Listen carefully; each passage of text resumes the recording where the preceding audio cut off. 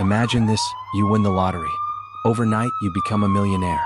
But just weeks later, your 8-year-old son is kidnapped on his way to school. And instead of ransom and rescue, the story ends in unthinkable tragedy. This is the case that shocked Australia and forever changed the way we think about safety, money, and crime. This is the story of Graeme Thorne. It's 1960 in Sydney, Australia. A new lottery is making headlines. The Opera House Lottery, designed to fund the construction of what would one day be the world-famous Sydney Opera House. Among the lucky winners, Basil and Frida Thorne. Ordinary parents, living in the beachside suburb of Bondi. Their prize? A staggering £100,000, the equivalent of millions today. But the celebration would be short-lived. Because the Lottery Commission had one dangerous policy: they made winners' names and addresses public. And that would seal the fate of their only child, 8-year-old Graeme Thorne. On the morning of July 7, 1960, Graeme left home to meet a friend before school. But he never arrived. At 9 a.m. the Thornes' phone rang.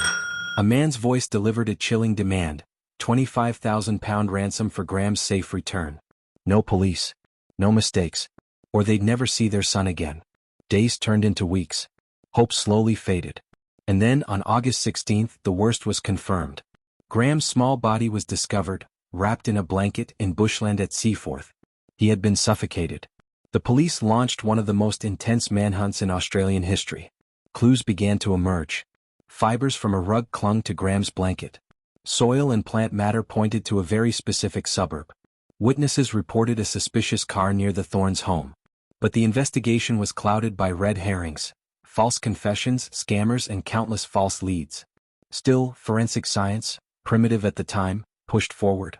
Slowly, a name surfaced: Stephen Leslie Bradley. Bradley was a Hungarian immigrant, a father himself, but drowning in financial problems.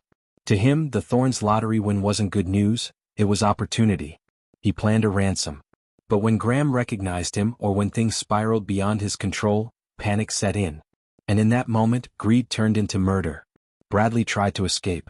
He fled Australia for England, but police followed the trail. In 1961, he was arrested overseas and brought to justice. The trial was damning. Forensic fibers, witness statements, and the ransom note all pointed to him. He was convicted of Graeme's murder and sentenced to life in prison. Bradley died behind bars in 1968. For Basil and Frida Thorne, there was no happy ending. The win that should have secured their family's future had cost them everything. The case of Graeme Thorne became a turning point in Australian history. Lottery winners' details were no longer made public. Police began investing more in forensic science. And Australians learned a harsh truth: sometimes, joy can cast the darkest shadow. This is the true story of Graeme Thorne. A story of greed, loss, and the price of fame you never asked for. And it remains one of Australia's most haunting crimes. You've been watching Deadly Crime Files.